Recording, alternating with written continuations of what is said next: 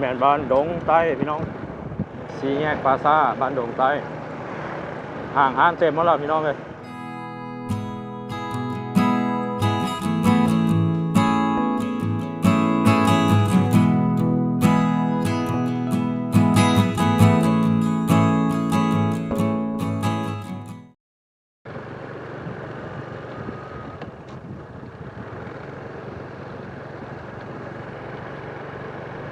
สบายดีพี่น้องหมดสู่ครูสู่คนเนาะตอนนี้เราสอนอยู่ที่บ้านปากเป้งเมืองท่าแค่แขวงข้าวม่วนเนาะคลิปนี้สิพาพี่น้องเอาเลาะเที่ยวชนบทลาวยามแรงเขตบ้านปากเป้งดอนพงนาดินจี้ออกสู่ดงใต้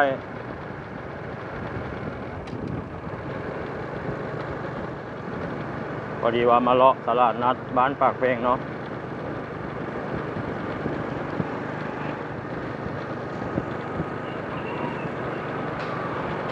ใช้เส้นทางเลขที่11เนาะเข้าไปทางตัวเมืองท่าแขกนี่เป็นเส้นทางเลขที่11เด้อพี่น้องจากเมืองท่าแขกหาเมืองหนองบกเพิ่นปูยางสำเร็จเรียบร้อยตอนนี้ไปมาสะดวกสบายแล้วเนาะวันนี้วันที่29เมษายนเมื่อวานนี้28ตอนเที่ยงเนาะมีฝนตกพี่น้องเลยบางคืนบางเขตจะมีฝนตกเนาะแต่เมื่อนี้ฝนยังบ่ทันตกพี่น้องเลยแต่ว่าอากาศดีได้บ่ร้อนปานใด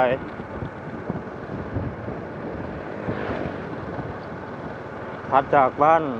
ปากเป้งก็จะเป็นบ้านดอนทงระยะนี้พี่น้องเฮาเพิ่นก็กำลังกะเกียมที่จะเฮ็ดนาปีบางเจ้าก็กำลังไถหุดนาปะไว้นะบ้านดอนทงบ้านใหญ่บ้านดังอยู่ศาลเมืองท่าแขกเป็นบ้านที่มีหมักตาลหลายยามนี้แหละพี่น้องยามหมักตาลจักน้อยก็สิเห็นเพิ่นเอาหมักตาลมาวางขายตามแคมทางแหละแล้วก็หมักม่วงสุกพี่น้องระยะนี้ก็เป็นระยะหมักม่วงกำลังจะสุกได้บ่อึดหมักม่วงกินยามนี้พี่น้อง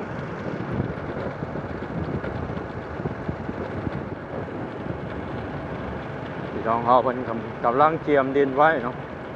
บางเจ้าก็เอาปุ๋ยเอาขี้แกบขี้งัวขี้ควายไปทอกใส่ท้องนาไว้เคยให้เขานางาม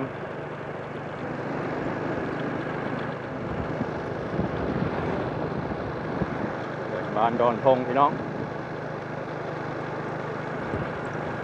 มีโซนทางในแล้วก็โซนแคมทางใหญ่เนาะ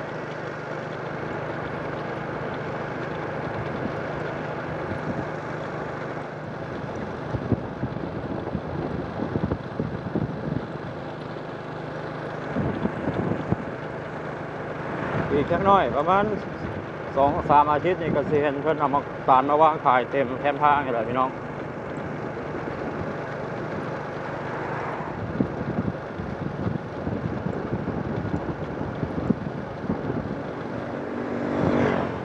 เป็นบ้านใหญ่เนาะมีห้างร้านขายเครื่องขายวัสดุก่อสร้างก็มี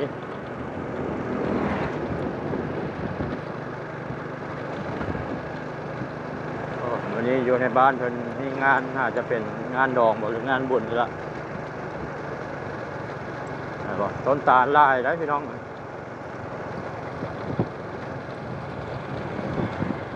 มักตาลกำลังสิพอดีกิน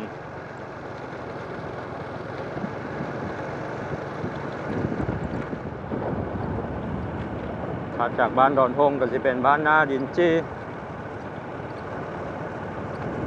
ในบ่อทงนาเพิ่นเริ่มไถหุดนาปลาไว้แล้ว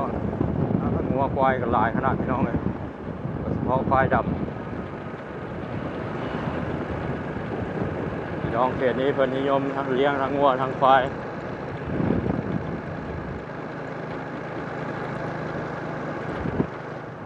ปากทงเบื้องนั้นก็เริ่มมีเฮือนมีซานของพี่น้องชาวบ้านนาดินจี้หลายแล้วเนาะ เป็นบ้านใหญ่บ้านนาดินจีประชากรหลายเพิ่นก็มีการยับย้ายชายสวยออกไปทางนอก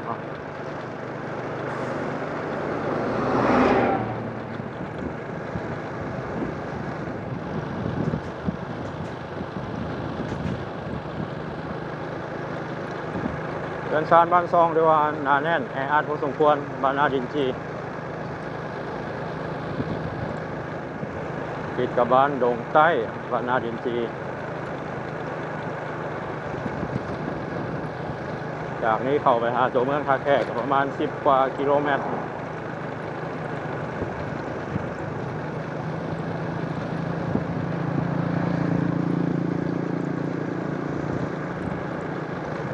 ต้นหมากลำไยหลายพี่น้องเลยหมากลำไยกับหมากม่วงนี่หลายที่บ้านนาดินจีตามแนวทางขออภัยเนาะพี่น้องถัดจากบ้านนาดินจีแม่นบ้านนาโพธาแล้วจึงแม่นบ้านดงใต้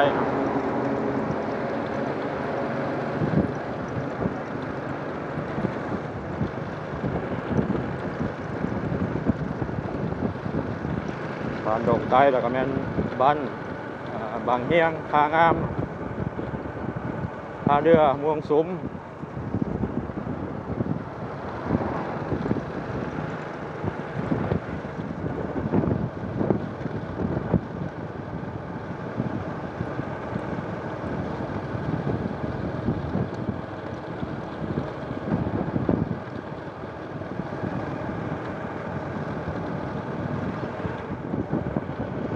แม่นบรรยากาศอยู่ที่บ้านนาโพธา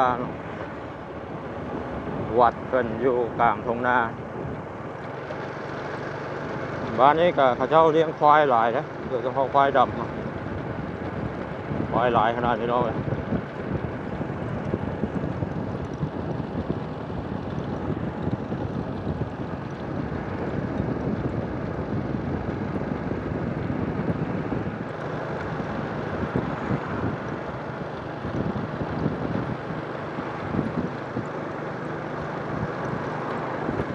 นี่แม่นบ้านดงใต้พี่น้องบริเวณตลาดบ้านดงใต้สิมีร้านค้าหลายที่ตลาดสดโรงงานจีนแม่นออกจากนี้ไปประมาณ 4-5 กิโลเมตรนะ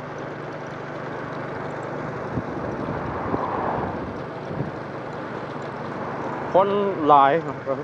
แล้วก็คึกคืนยามแรงเนี่ยจะเอามาซอกซื้อของอยู่ของกิน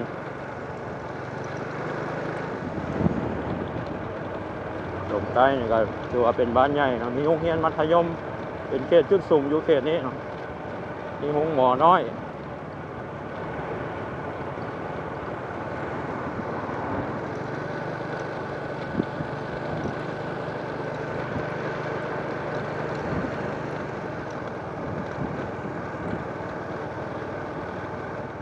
ท้ายเดือนเมษาแล้วดอกคูณ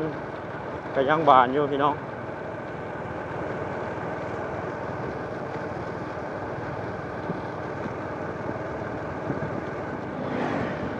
หนองบ้านดงใต้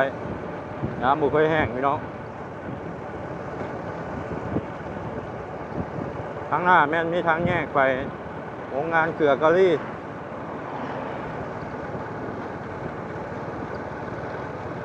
วันนี้เป็นทางซีแยกเลี้ยวซ้ายมันไปแคมป์ของซีแยกปาซ่าบ้านดงใต้ห่างห้านเต็มหมดแล้วพี่น้องเลยแต่ก่อนเป็นป่าอยู่เนาะเดี๋ยวนี้มีห้านอาหารห้านขายเครื่องเต็มต่อหน้าปาซ่าเลยเนาะ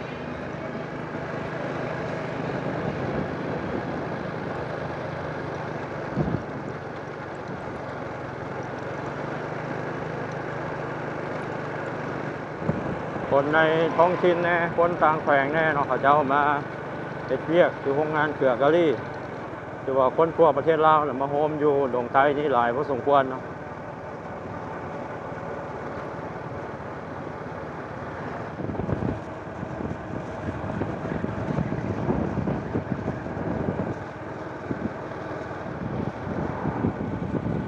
ยามแรงจากดงใต้ ถ้าถ้าเรือมงสุ่มนี่รถหลายเลยพี่น้องเอ้ย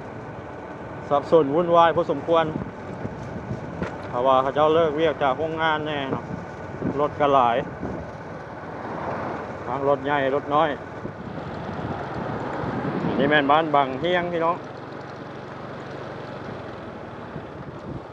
ติดกับบ้านผางามบ้านโหนงไต้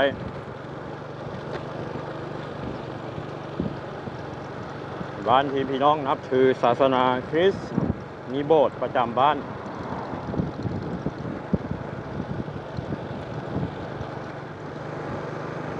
มีโบสถ์ประจำบ้านพี่น้องนี่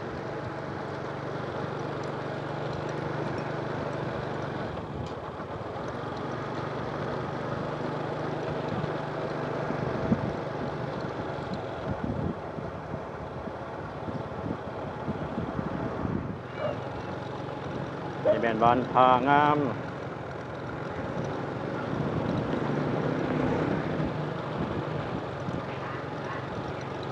ปกสามสายใหญ่ยังอยู่ได้พี่น้องทางหน้าก็จะมีขัวข้ามน้ำห้วยทางงามเลยล่ะ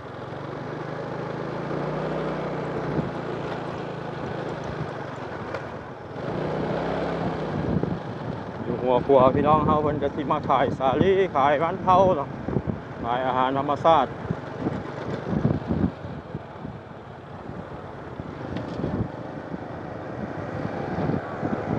บ้านทางงามนี่ก็เป็นบ้านใหญ่อยู่สองฝากฝั่งห้วยเนาะ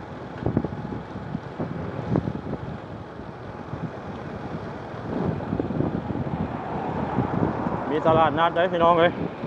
ตลาดนัดบ้านทางงามเนาะเปิดทุกๆตอนแรงวันเสาร์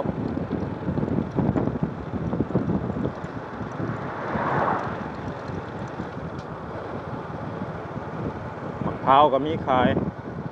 มะพร้าวมักสาลีดิบสาลีปิ้งก็มีเนาะ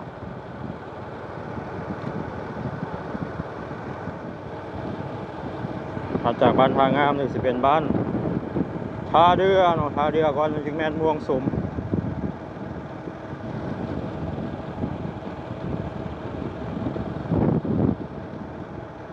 บรรยากาศค่อยแรงพี่น้องเลยตาเว้นใกล้สิตกดินแล้วตอนนี้